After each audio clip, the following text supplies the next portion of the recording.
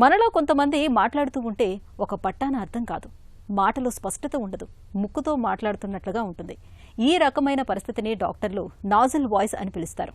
తరచూ జలుబు చేస్తూ ముక్కు రంధ్రాలు బిగుసుకొని ఉండటం, ముక్కు లోపల గోడ వంకరగా ఉండటం, నాజల్ పాలిప్స్, సైనసైటిస్ వంటి సమస్యలతో దీర్ఘకాలికంగా బాధపడుతున్నప్పుడు నాజల్ వాయిస్ వచ్చే అవకాశం ఉంటుంది. అంతులేని ఆత్మ నూన్యతను తెచ్చిపెట్టే నాజల్ వాయిస్కు పరిష్కార మార్గాల గురించి ఇప్పుడు తెలుసుకుందాం.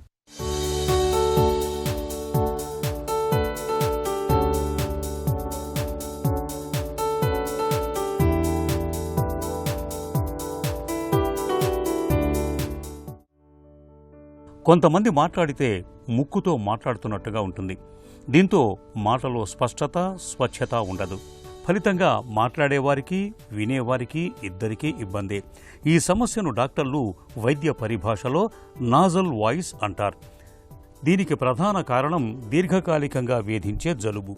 అలాగే ముక్కులు ఎప్పుడూ బ్లాక్ అయి ఉండటం, ముక్కు దూలం వంకరగా ఉండటం, ముక్కులో కండ పెరగటం, దీర్ఘకాలికంగా సైనసైటిస్ వేధిస్తుండటం, అడినాయిడ్స్ లాంటి సమస్యలు ఉండటం, ముక్కుకు ఏదైనా ప్రమాదం సంభవించటం లాంటి కారణాలు కూడా మాట తీరును ముక్కుతో మాట్లాడుతున్నట్టుగా మార్చేస్తాయి.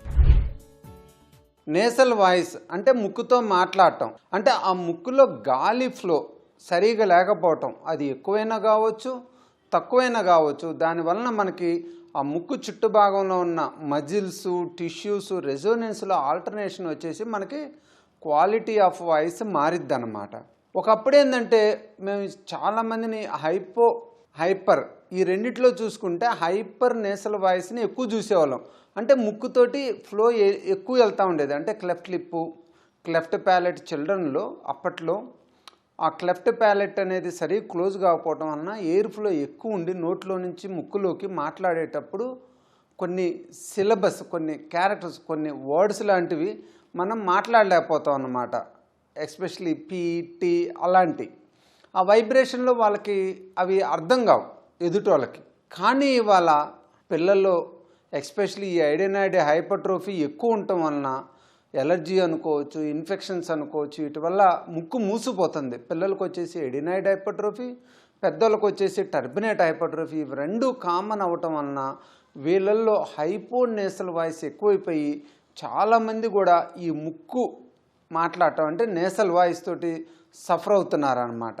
కారణాలు చూసుకున్నట్లయితే సాధారణంగా హైపోనేసల్ వాయిస్కి adenoid hypertrophy, turbinate hypertrophy, deviated nasal septum with turbinate hypertrophy, లేదా ముక్కు వేరే కారణాల నుంచి రేర్గా పాలిప్స్ నుంచి కానీ ట్యూమర్స్ కానీ మూసుకుపోయినట్లయితే మనకు అది అవుతుందన్నమాట.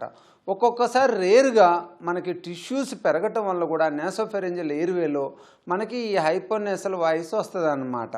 పిల్లల్లో ఎవరికైతే క్లెఫ్ట్ లిప్, క్లెఫ్ట్ ప్యాలెట్ ఉంటుందో వాళ్ళలో మనం సర్జరీ చేసిన తర్వాత ప్యాలెట్ క్లోజర్ సరిగా లేకపోవటం వలన వాళ్ళల్లో హైపర్నేసల్ వాయిస్ వస్తుంది.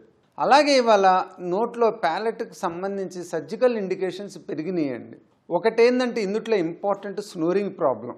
ఈ గురకున్న వాళ్ళకి కూడా ఎక్కువ మందిలో సాఫ్ట్ ప్యాలెట్ ఓవర్ మూమెంట్ ఉండటం వలన వస్తుందని ఆ సాఫ్ట్ ప్యాలెట్ సైజుని తగ్గియటం, రిజిడిటీ పెంచడం జరుగుతుంది అన్నమాట. అప్పుడు కూడా మనకు హైపర్నేసల్ వాయిస్ వచ్చే అవకాశం ఉంటుంది. అలానే ఒక్కోసారి ఏదైనా ట్యూమర్స్ ఉన్నా, లాస్ట్ టైం చూసినట్లయితే 2 years బ్యాక్ కరోనా టైంలో బ్లాక్ ఫంగస్ చాలామందికి వచ్చింది. ఆ టైంలో చాలామందిలో ప్యాలెట్ కూడా తీయాల్సి వచ్చింది. అంటే ఆ టిష్యూస్ తీయటం వలన ఎయిర్ ఫ్లో ఎక్కువ ఉండి అప్పుడు కూడా మనకి హైపోనేసల్ వాయిస్ వస్తుంది అన్నమాట. నాజల్ వాయిస్కు కారణమేంటో కనుక్కుంటే దానికి పరిష్కారం సులభంగానే లభిస్తుంది. సాధారణంగా డాక్టర్లు ముందుగా ముక్కును నేరుగా పరిశీలిస్తారు. దీంతో ముక్కు దూలం వంకరగా ఉందా, ముక్కులో ఏమైనా కండ పెరిగిందా, సైనసైటిస్ ఏమైనా ఉందా అనే విషయాలు తెలిసిపోతాయి. ఇంకా గొంతు, చెవి భాగాలను కూడా పరిశీలిస్తారు. అలాగే కొన్ని రకాల రక్త పరీక్షలు, ఈఎస్ఆర్ పరీక్షలు కూడా చేస్తారు. అవసరమైతే ముక్కులో కణితులు, సైనసైటిస్ లాంటి సమస్యలు ఏమైనా ఉన్నాయేమోనని తెలుసుకోవటానికి సిటీ స్కాన్, ఎంఆర్ఐ స్కాన్ లాంటి పరీక్షలు కూడా చేస్తారు. నేసల్ వాయిస్ని మనం సర్జరీ ద్వారానే కరెక్ట్ చేయగలుగుతామండి. అతి తక్కువ మందిలో, ఎస్పెషల్లీ ఎలర్జీ ఉన్న వాళ్ళలోనే ముక్కు కండ పెరిగి ముక్కులో టర్బినేట్ హైపర్ట్రోఫీ, ముక్కు మూసిపోతున్నట్లయితే వాళ్ళకి మందులు ఇస్తే తగ్గిపోతుంది. కానీ బట్ ఎక్కువ మందికి దీనికి సర్జరీ చేయాల్సి వస్తుంది. సపోజ్ హైపోనేసల్ వాయిస్ అనుకోండి, అడెనాయిడ్ హైపర్ట్రోఫీ ఉండొచ్చు, ముక్కులో కండ పెరగచ్చు, బోన్ వంకర ఉండొచ్చు. ఆ టిష్యూ సైజుని తగ్గించి లూమిన్ ఇంప్రూవ్ చేసి మనం గనక ముక్కులో నార్మల్ ఎయిర్ ఫ్లో గనక తీసుకురాగలిగినట్లయితే వాళ్ళకి హైపోనేసల్ వాయిస్ పోయి నార్మల్ వాయిస్ వస్తుంది అనమాట. అలాగే హైపర్ నేసల్ వాయిస్ ఉన్న వాళ్ళలో పాల్టోఫెరింగోప్లాస్టీ అంటాం. అంటే మన గొంతులోనే సర్జరీ చేసి అక్కడ నుంచి టిష్యూ చేసి రీప్లేస్ చేసి ఆ ముక్కులో ఆ నేసోఫెరింజియల్ ఎయిర్వే అంటాం. అంటే కొండ నేలకి వెనకున్న ఫెరింజిల్ వాళ్ళకి కనుక మనం ఆ ఎయిర్ లూమిన్ని తగ్గించి నార్మల్ ఫ్లో కనుక చేయగలిగినట్లయితే ఈ హైపర్ నేసల్ వాయిస్ నుంచి కూడా నార్మల్ వాయిస్కి తీసుకురావచ్చు. సో సాధారణంగా మనం అనటామికల్ ఆల్టరేషన్ చేసి నార్మల్ ఎయిర్ ఫ్లోని ఇంక్రీజ్ చేసి నార్మల్ ఎయిర్ ఫ్లో వచ్చేటట్టు చేసి వాళ్ళకి నార్మల్ వాయిస్ని తీసుకొస్తామన్నమాట. దాని తర్వాత కొద్దిగా ఆల్టరేషన్ ఉన్నట్లయితే వాళ్ళకి మనం స్పీచ్ థెరపీ ద్వారా, అంటే స్పీచ్ పెథాలజిస్ట్ చూపించి స్పీచ్ థెరపీ ద్వారా ఆ ప్యాలటల్ మూమెంట్ని కనుక మనం ఇంప్రూవ్ చేసినట్లయితే సర్జరీ స్పీచ్ థెరపీ కాంబినేషన్లో వాళ్ళకి నార్మల్ స్పీచ్ వస్తుంది అన్నమాట. మెయిన్గా ఇక్కడ ఏంటంటే మనం ప్రివెంటివ్గా చేసుకోగలిగింది ఎర్లీగానే నేసల్ స్పీచ్ ఉన్నప్పుడు ఆ స్పీచ్ కారణం ఏంటో తెలుసుకొని మనం ట్రీట్మెంట్ ఇచ్చినట్లయితే ఫర్దర్ అది ఇంకా లైఫ్లో లేకుండా ఉంటుంది. అలా కాకుండా మనం ఒక 4-5 సంవత్సరాలు దాన్ని నెగ్లెక్ట్ చేసినట్లయితే ఒక్కోసారి మనకు సైకలాజికల్గా కూడా అదే స్పీచ్ నార్మల్ అని బ్రెయిన్ యాక్సెప్ట్ చేసి ఫ్యూచర్లో కూడా మనం ఈవెన్ సర్జరీ చేసి ప్రాబ్లంను కరెక్ట్ చేసినా కూడా అదే వాయిస్ హైపర్ నేసల్ కానీ హైపోనేసల్ కానీ ఉండే అవకాశం ఉంటుంది. సో ఎప్పుడైనా కూడా మనకి నేసల్ ప్రాబ్లమ్స్ ఉండి నేసల్ వాయిస్ వస్తున్నట్లయితే దాన్ని ఇమీడియట్గా డాక్టర్ గారికి చూపించి దాన్ని కరెక్ట్ చేయించుకోవటం మంచిది.